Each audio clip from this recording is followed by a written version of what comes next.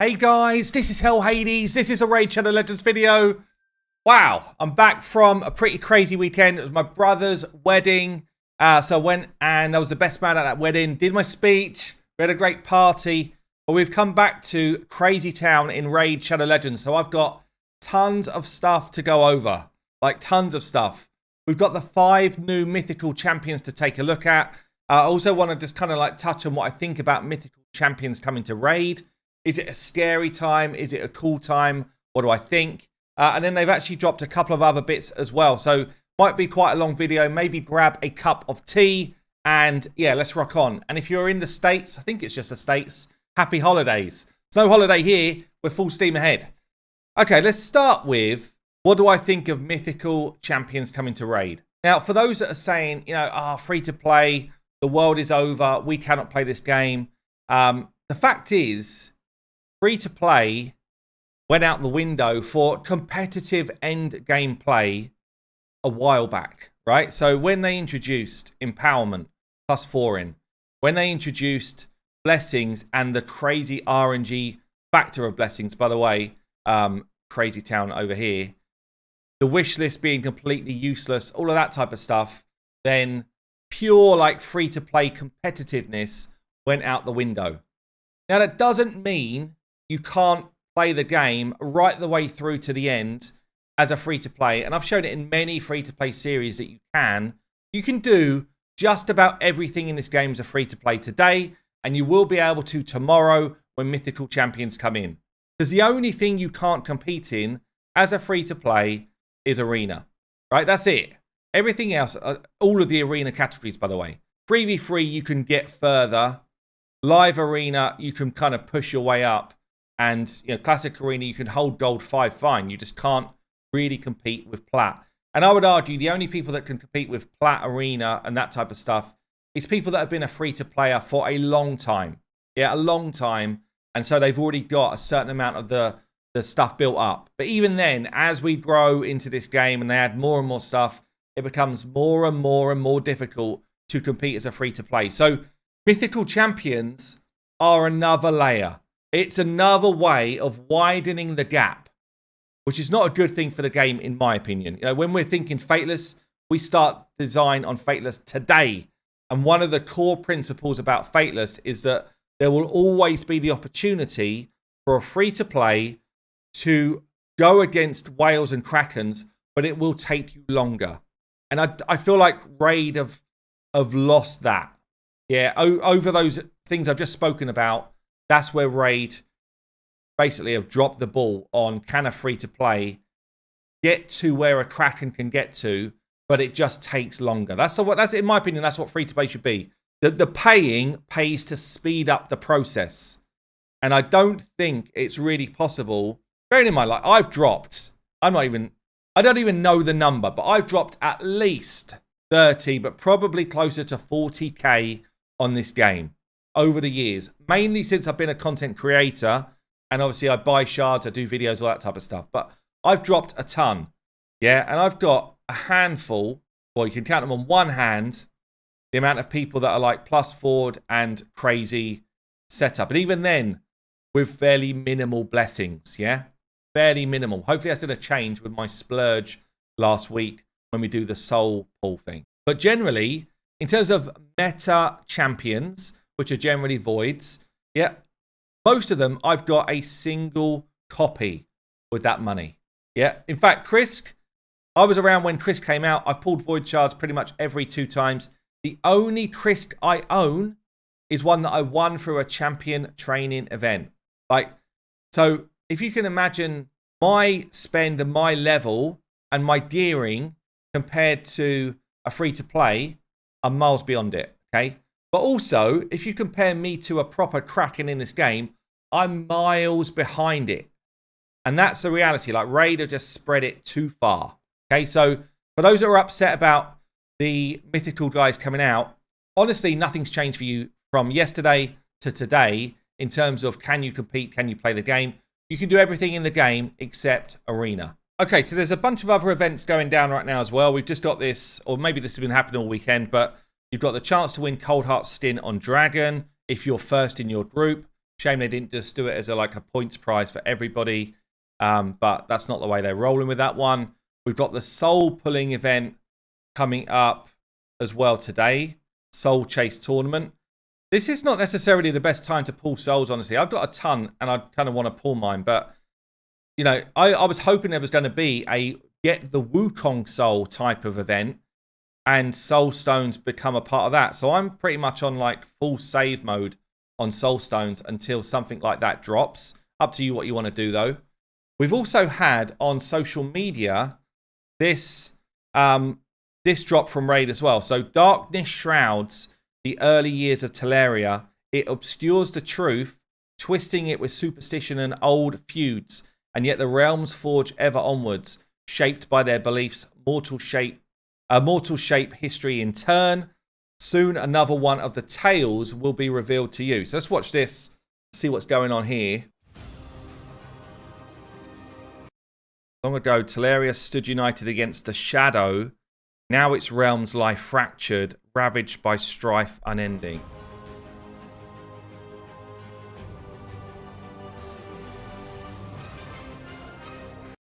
Numerous factions yearn to ascend, to grasp their moment of glory, each forged by history, nigh forgotten and guided by its own elusive truth. But if we're looking in the background here, this is Sacred Order kind of colours and stuff.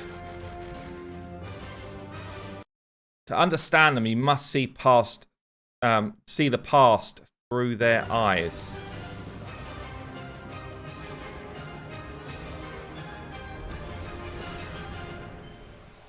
So something's coming tomorrow. I don't really know what that is. Like, the fact that that's all showing Sacred Order there, like, clear as day, it's Sacred Order Lodo stuff. Sacred Order, I think, have got quite a history with Demon Spawn.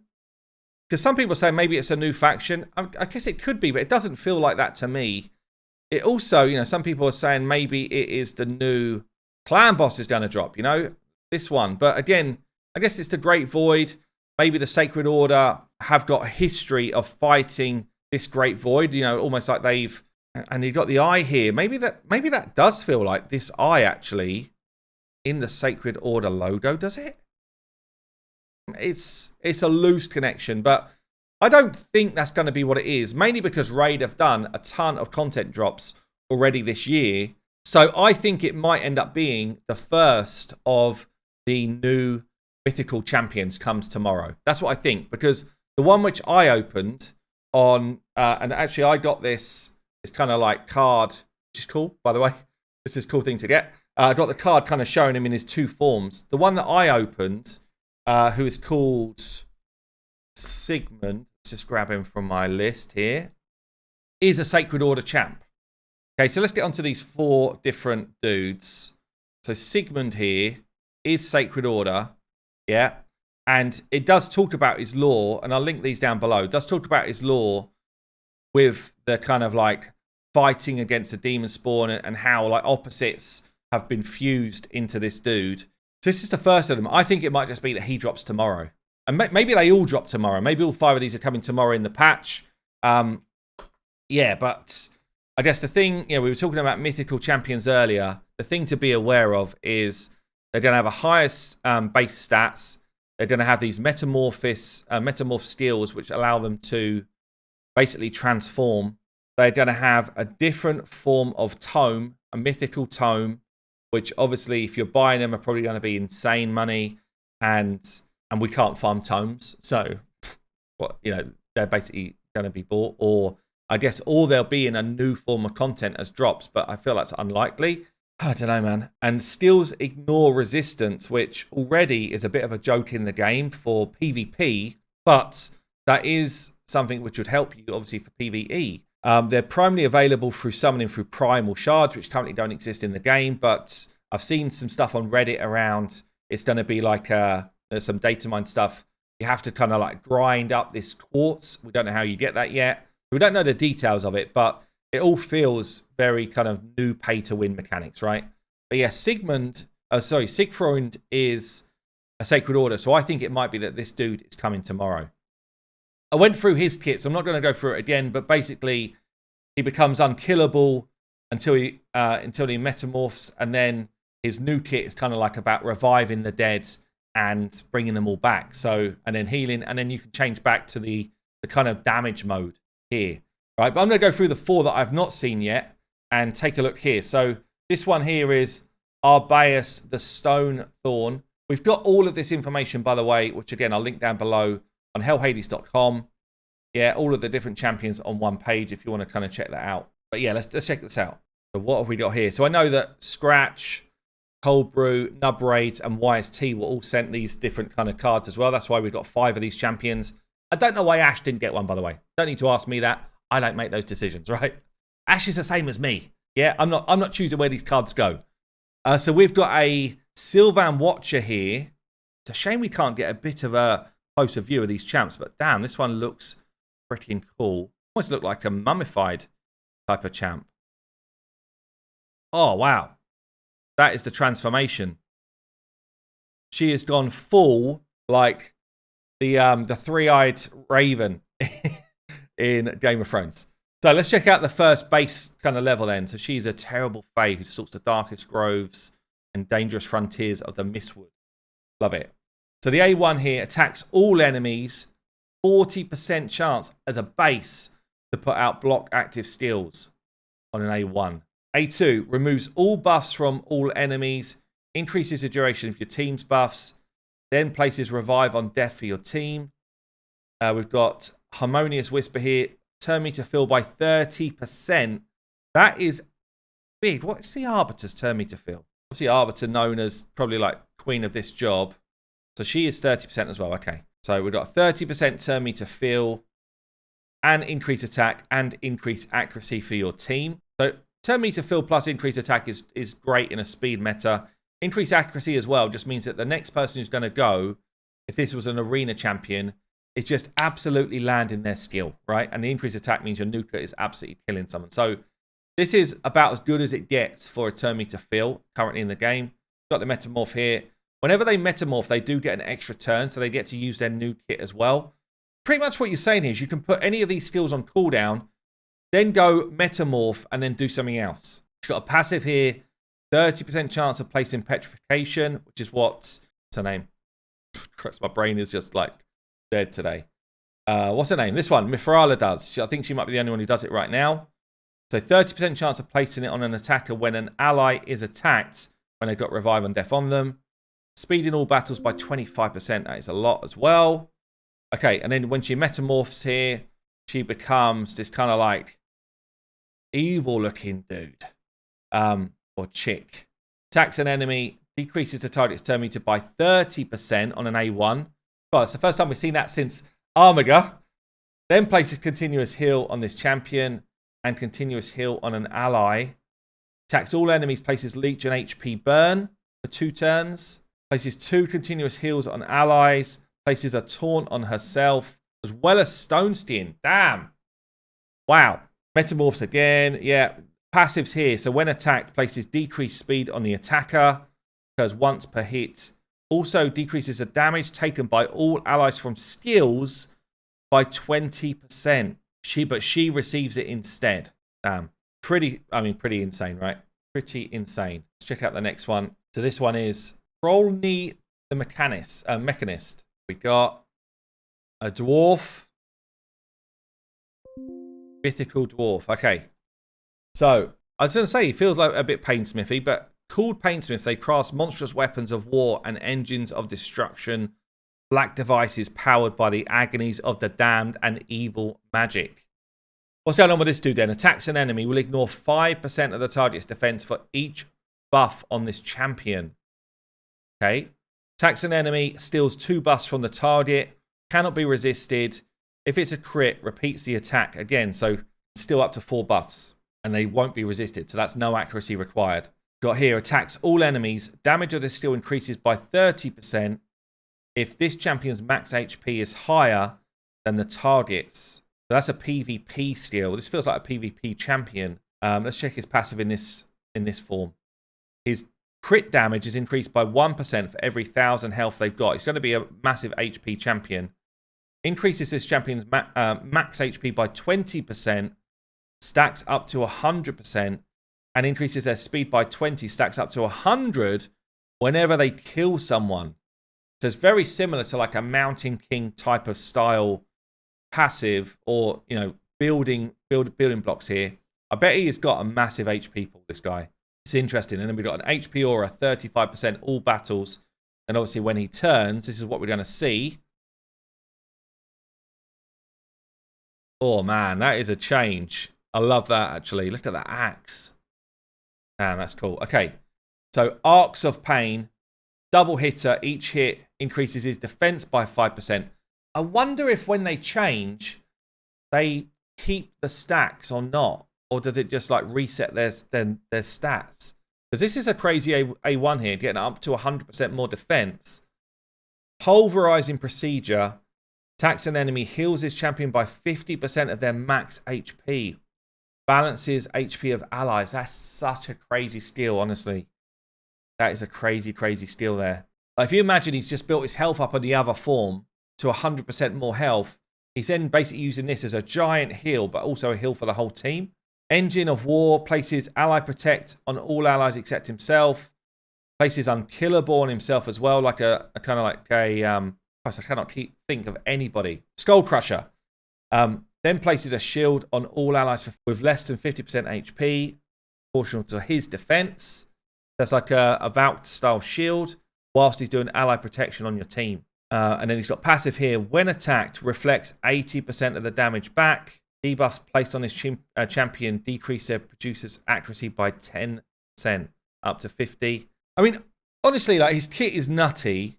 And he probably does colossal damage. But like, off the bat, I'm not entirely sure where I'm using him. Like, this is very much a kind of like clan boss skill here. Most of it is PvP, I guess. But there you go. Okay, what are you saying about the dwarf? Okay, we've then got Mezomel Luperfang. It's obviously a skinwalker here. See what the form change looks like. Okay, with the dreads, liking it. Myths began with a kernel of truth, even if it is tiny. The myth that skinwalkers are influenced by the moon originates with this champion here, Scion of Moonlight, though most Tellarians are unaware of her tale. Yikers. Okay, A1, Moonclaw, attacks an enemy, places decreased defense for 2 turns. A2 here, attacks an enemy 2 times, ignores Stone Skin, Strengthen. Basically, all of the protective buffs are ignored. Places block revive if killed. Wow. That's crazy. That is crazy. Damn, that's a crazy skill. That is big time arena. Moonlight Gift places increased attack, crit rate, and crit damage for 3 turns, then goes again. Wow. Champion's going to be nuts. This champion's nuts. So he's just going to take out whoever this is. Whoever she goes for with this. Then a passive here, Relentless Hunt, heals by 20% of the damage inflicted. Places revive on death on this champion for 2 turns every time they kill someone. And crit in all battles by 27%. Let's see what the second form looks like. I mean, you can't argue that these are nutty. These champions are nuts. Spirit of the Pack attacks all enemies. This attack will not trigger counterattacks. Places an extra hit on enemies under True Fear. So AoE hit can't be counterattacked from it. And extra hits if there's True Fear out there. Attacks all enemies, places True Fear for 2 turns. This attack will not... So it's another AoE attack. Will ignore unkillable and block damage. And then passive here increases the attack and crit damage whilst in their alternate form. So you're gaining more attack and more crit damage whilst in the other form. Okay, I mean, that's definitely a crazy arena champ. Let's go for the last one then, which is going to be Gharol Bloodmaul. I mean, you've got to call it out. These are nutty. I guess that they've got to be because they're the next level up from Legendary, right? But, yeah, I don't know. I don't know. Is it good for the health of the game? I'm not sure, honestly. Like, the game has to continue to innovate and to bring new ideas. But is this the right new ideas? I'm not sure. The story of Gharol Bloodmaul begins with bloody months of slaughter that followed the failed invasion of Karok by the Galen Pact. So we've got an orc here. Okay, A1, for a Foe Crusher. Attacks an enemy, 50% chance of increasing the cooldown of a random skill by 2 turns and removes any shield. Then we've got Hammerquake, attacks all enemies, places provoked on all enemies for a turn, also places unkillable on this champion for 3 turns. That's nuts, by the way. Bonded by Blood, removes block buffs from all allies, places ally protection, also places a shield. So again, like a crazy support unit, tank. We've got a passive here, Kill or Cure. When attacked, decreases the duration of all buffs on the attacker by a turn. Occurs once per hit. Also heals all allies except this champion by 50% of the damage taken. So like massively empowered Vodoff type of ability. It is like a massively empowered Vodoff. We've got HP Aura. Let's see what the Metamorph does on this one. Now I've got the big kind of mace or maul or whatever here. Can't see it quite right, but it looks like it's actually badass. Look at that. Damn, with the tail as well. Okay, Magma Slam. Attacks all enemies. 20% chance to repeat. Nice. Oh, we've got the maul hit here. Attacks all enemies. Damage of the skill increases by 10% for each buff on the champion and ignores 30% defense. Going to be a smack. And then we've got a passive here. Whenever an ally attacks, this champion has 25% chance to team up with them. 25% is so much. And join the attack. Damage increases as the HP decreases for this champion. And she's coming in with the AoE with that attack. Damn. Well, there you go, guys. I mean, they are nutty. Like, they are very much nutty. And a few of them are actually arena focused. So it definitely does mean that the Krakens of the game are probably going to be pretty worried by this. We've seen Krakens leave before, by the way. Like, as I said early on, when Empowerment came, when Blessings came, each of those waves, Krakens leave because it's like, I can't afford to keep doing what I'm doing with a new system.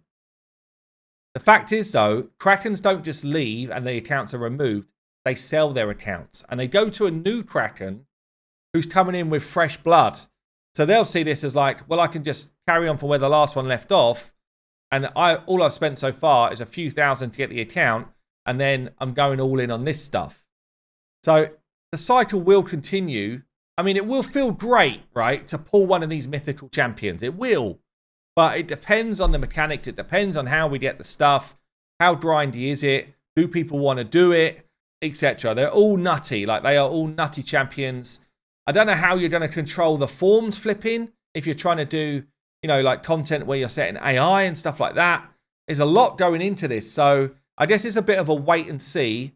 And also, I wonder what we're getting tomorrow. Loads going on. If I know more, I will let you know. But there you go, guys. Big update from me.